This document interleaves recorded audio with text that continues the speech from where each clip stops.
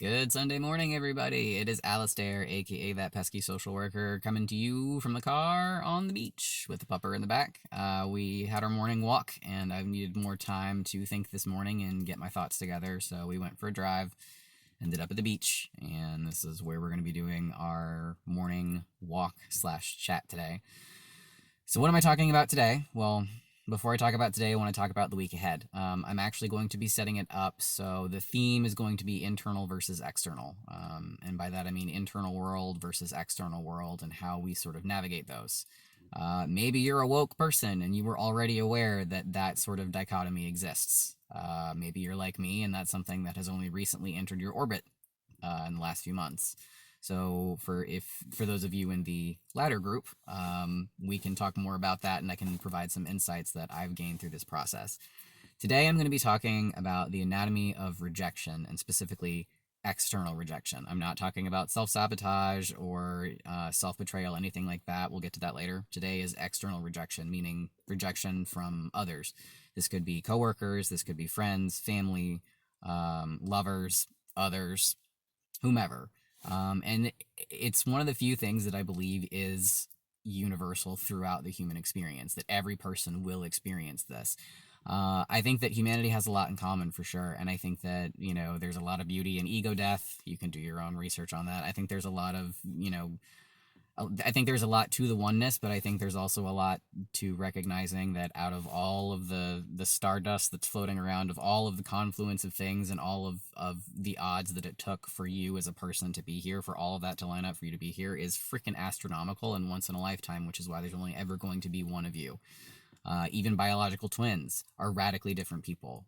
Everybody's humanity and their existence and experience of it is different. But there are certain things that we feel, rejection being one of them, that everybody is going to encounter at some point in time. And why is this?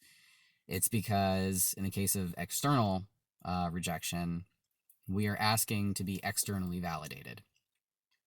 That's normal, okay? If you don't ever seek some form of external validation, that's not good. That's where we get the really unhealthy lone wolf types. These are the people who don't check in with anybody because they think they're doing just fine.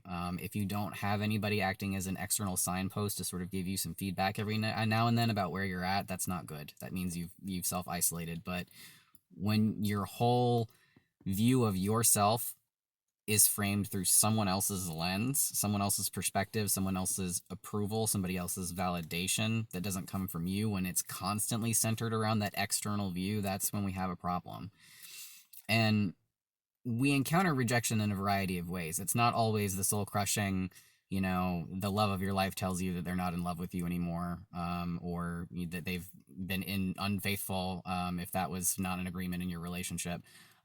Or that somebody has died. Sometimes there is just as much rejection in a stranger's refusal to meet my gaze on the street as I have experienced, walking into, an ex's apartment and her eyes refusing to meet mine. There can be just as much rejection and pain of rejection that we experience from strangers as we do people we know. And depending on your situation, some people are going to argue that it hurts more when it comes from people you know, and sometimes there are going to be others that argue it hurts more coming from a total stranger. Either way, it hurts. It's not a matter of, whose pain weighs more. It just has a weight. We just feel that pain of that rejection.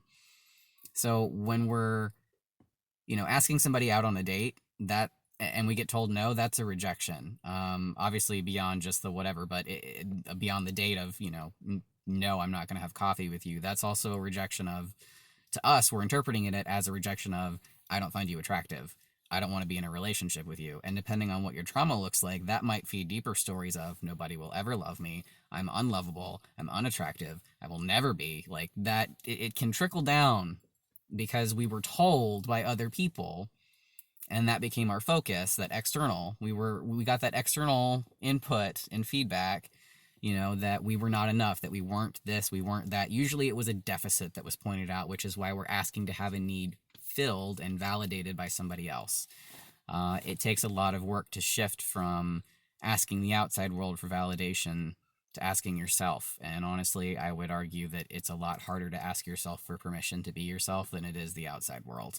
because the outside world's either going to say yes or no, and they don't care, and they can take you or leave you. You never leave you. We can dissociate, we can numb out, we can try to get away from ourselves as much as we can, but at the end of the day, we can't ultimately escape. This is where we are until we are no longer alive. This is where we're at. We can't escape who we are. And trying to find security in self, in self acceptance, I used to frame it as an antidote, but really, self acceptance is the anti venom to external rejection. It can be necrotic.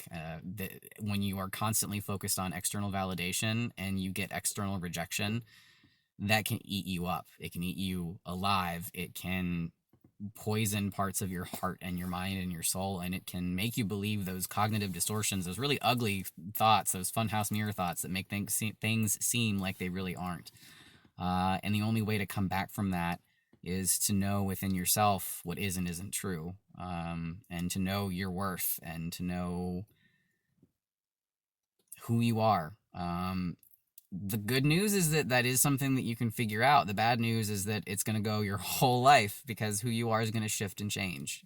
I read Alan Watts a lot. He's a really cool philosopher that I highly recommend. I'll talk about him in later chats, but doing a lot of his reading, and thinking about the grandeur of where we come from, and how we are unique, and how we have this idea of constantly chasing the external.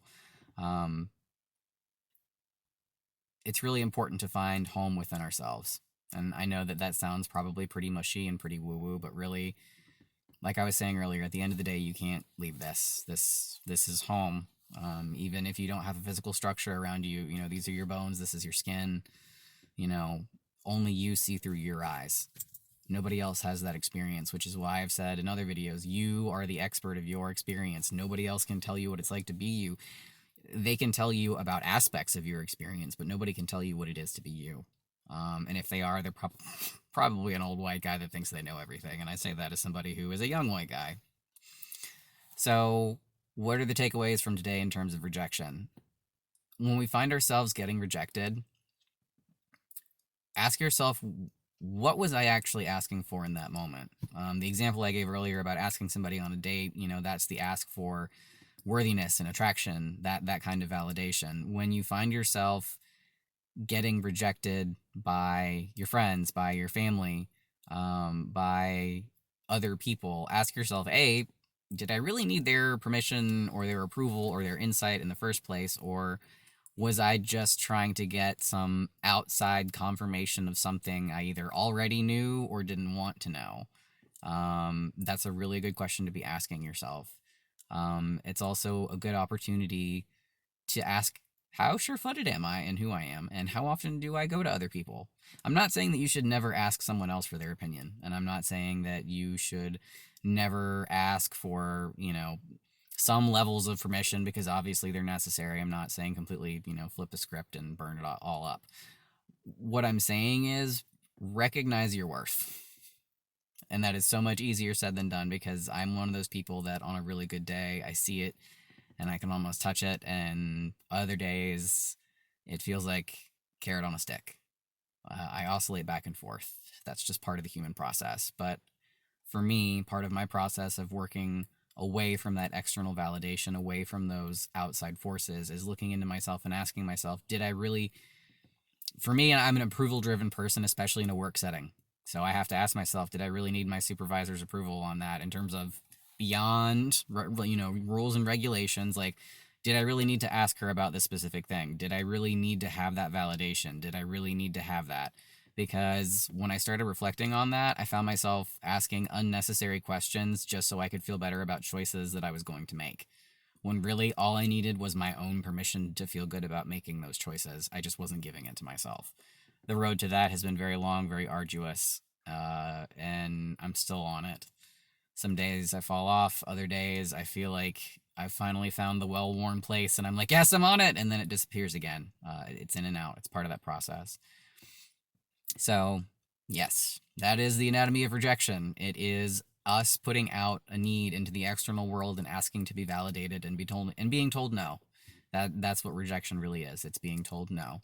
And when you're told no, that gives you the opportunity to reflect, okay, did I really even need to be asking for this validation in the first place? And if I did, who should I have been asking? Should I really have been asking the external world, or should I have been asking this person for that validation? I really appreciate you all spending your time with me this morning. If you like what you see, please let me know. Like, comment, engage. If this resonated with you, I would love to know. If it didn't, also let me know. I hope everybody has a wonderful Sunday, and I hope it is calm and restorative and peaceful. And I will talk to you tomorrow morning. Bye.